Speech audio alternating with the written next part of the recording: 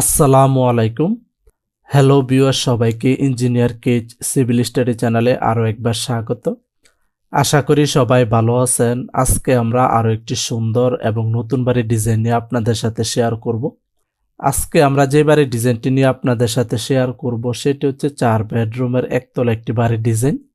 এই বাড়ির ডিজাইনটি খুবই সুন্দরভাবে করা হয়েছে। কম খরচের মধ্যে আপনারা এই বাড়িটি নির্মাণ করতে পারবেন। এটি হচ্ছে বাড়িটির সামনের ডিজাইন।